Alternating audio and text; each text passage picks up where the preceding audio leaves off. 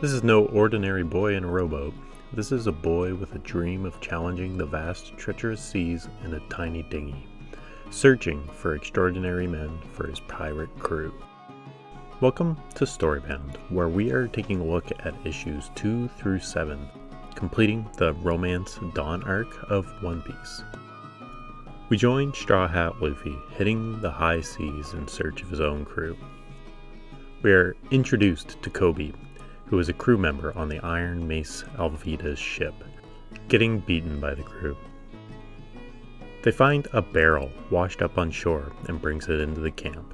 Luffy bursts out, happy to have survived the seas and a whirlpool. The pirates worry perhaps Luffy is the infamous Roronoa Zoro, who could be after their bounty. Luffy and Koby chat about his dreams to become the Pirate King and encourages Koby to follow his, joining the Navy. We see a few scenes of Luffy making quick work of Alvida's group and acquire a ship to take Koby to join the Navy. We also start to get some world building. Pirates are straight up outlaws in this world, and there's a Navy, there's Marines protecting the waters, stopping pirates from gaining land and treasure. We also meet Zoro, who is obviously some sort of badass type with a soft side in him, as we see how he interacts with a little girl. Luffy goes around town and we get some scenes of him knocking out pompous officials whose father tries to get the Marines and Axe Hand guy to kill and beat up Luffy. They also appear to be the same ones who have captured Zoro as well. Luffy hears chattering at the Navy terminal and decides to check it out using his arms to stretch up and knocks down a statue of Axe Dude. He then proceeds to break into where Zoro's weapons are being held and demands access to them. During this time, Koby is telling Zoro what Luffy is up to, and he seems to be astonished that Luffy was defending his honor after just meeting him. Guards arrive to execute Zoro, along with Barracuda, aka Axe Guy, and we see Zoro thinking he's about to die, and he flashes back to a time where he pledges to be the greatest swordsmaster of all time. Shots fire, and Zoro prepares for his death, but Luffy jumps in at the last minute, absorbing the rounds in his rubber flesh. Luffy declares himself the king of the pirates, and him and the master swordsman share a moment I can only assume is the start of a budding friendship. We get a really cool fight scene that lasts basically an entire issue. Zoro and Luffy get to show off their abilities in taking out the Navy and Barracuda. At the defeat of Captain Morgan and Barracuda, the Navy exclaims excitedly to be free of the influence and control. Zoro and Luffy celebrate over a meal with Koby and decide to go after the One Piece together. Koby thanks them and everything they've taught him, and then the Marines enter the tavern.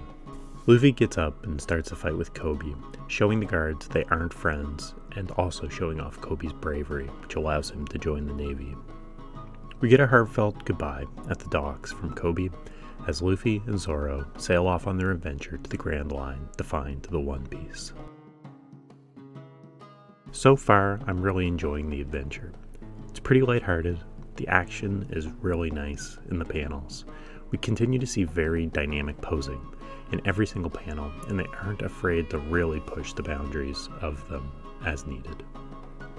The dialogue is quick, and I find it gets the job done. We know who is who, and it does a pretty good job of world building without force feeding us a ton of dialogue and recaps to do so. I feel the character in Zoro's flashback may be the girl we see in a lot of the art online. Perhaps it's just a similar character design. However, I do typically find main characters tend to stay unique, and it's probably more likely the same character. Curious to see how long it takes for them to be introduced as well. I know this series gets pretty wacky, and there's also a bit of a time skip at some point. I'm pretty early on in this, looking forward to where things end up. 7 issues in, I definitely understand what is appealing about this series in terms of pacing, super fun stories, and it's not being too serious or brooding. I'm definitely looking forward to it. So that's the recap of issues 2 through 7, completing the Romance Dawn arc. I do plan on going through kind of by island arcs. If anybody has any recommendations in terms of kind of a good way to break these down in terms of arcs. I do know there is overarching arcs where complete storyline does seem to be quite a few issues. Kind of like to get these out in a bit more timely manner, but yeah, really digging it. I can't wait to continue to dive into it, and should have another One Piece video in the next week or so. Coming up, still finishing up Gideon the Ninth. We'll be starting The Shadow of Gods shortly, and I've got about 9 chapters left of The Wheel of Time, Book 4. So looking forward to getting that review out there. I'm also working on the next episode of Exploring the Cosmere, so I'm also very excited to get that out. People seem to really like the Cosmere stuff, so looking forward to putting out more of that as we dive into it, and potentially once I've caught up on some of these books and reviews, maybe we'll dive back into the Cosmere with Stormlight Archive. This has been Storybound. Thanks for watching. Like and subscribe, comment down below, and have a good one.